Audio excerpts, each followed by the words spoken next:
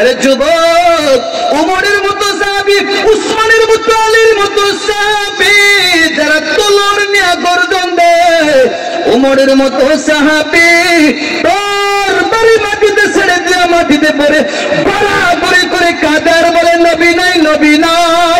উসমানের মতো সাহাবী তোর বাড়ি মাটিতে ছেড়ে দিয়া গড়াগড়ি করে কাদার বলে নবী নাই, নবী নাই। আলীর মতো সাহাবী তার বাড়ি মাটিতে ছেড়ে দিয়া কান্না করে করে বলে নবী নাই, নবী নাই। পুরো ওদের ময়দান কবর হয়ে গেছে, নবী নাই।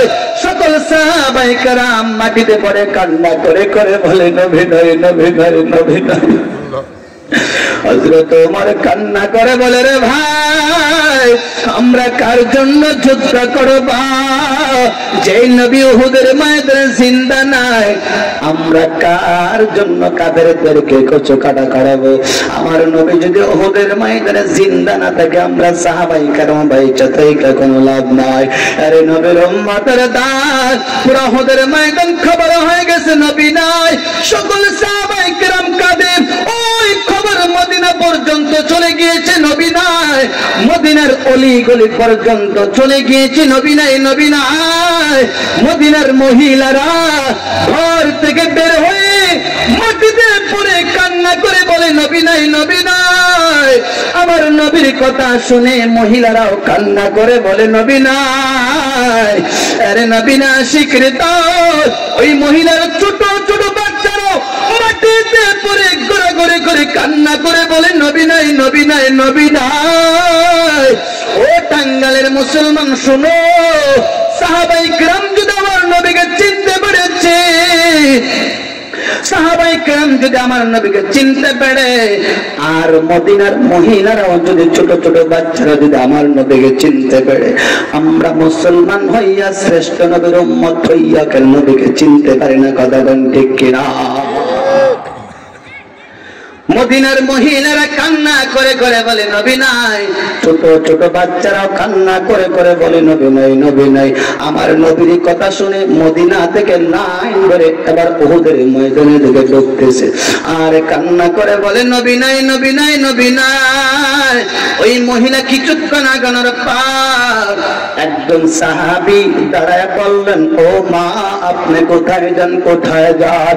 ও মা উহুদের ময়দানে গিয়ে লাভ নাই মা, ও মা উহুদের ময়দানে গিয়ে লাভ নাই মা। আসার সময় দেখে আসলাম আপনার বাবাটা উহুদের যুদ্ধের ময়দানে শহীদ হয়ে গেছে। তারপরে মহিলা কোনো কথা বলে না, মহিলা কান্না করে করে বলে নবী নাই, নবী নাই, নবী নাই।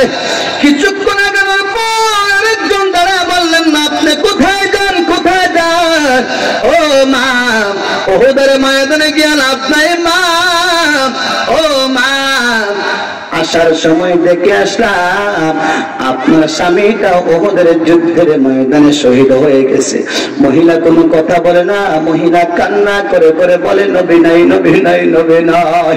এই কথা বলে বলে উহুদের ময়দানে দিকে ঢুকতেছে। আর একজন দাঁড়ায় বললেন, ও মা আপনি কোথায় যান, কোথায় যান? ও মা উহুদের ময়দানে গিয়ে লাভ নাই মা, ও মা আসার সময় দেখে আসলাম আপনার কলিজার টুকরা সন্তানটা উহুদের যুদ্ধের ময়দানে শহীদ হয়ে গেছে। এবার মহিলা জবান খুলে কান্না করে বলে, ও সাহাবায়ে কেরাম শুনো, ও সাহাবায়ে কেরাম শুনো, আমি কি কখনো বলেছি আমার বাবা কই? আমি কি কখনো বলেছি আমার স্বামী কই? আমি কি কখনো বলেছি আমার সন্তান কার? ও সাহাবায়ে কেরাম শোনো, শোনো, শোনো, আমার বাবার কোনো দরকার নাই, স্বামীর কোনো দরকার নাই, সন্তানের কোনো দরকার নাই, কিন্তু আমি মহিলা জানতে চাই, জানতে চাই, জানতে চাই আমার দিনের নবী উহুদের ময়দানে জিন্দা আছেন? আল্লাহু আকবার। আমার দিনের নবী উহুদের ময়দানে জিন্দা আছে। আমার নবী যদি জিন্দা না থাকে, আমি আমার বাবা দিয়ে কি করব? আমার স্বামী দিয়ে, আমার সন্তান দিয়ে কি করব? আমার নবী যদি জিন্দা না থাকে, আমরা মহিলারা বাইচা থেকে কোনো লাভ নাই।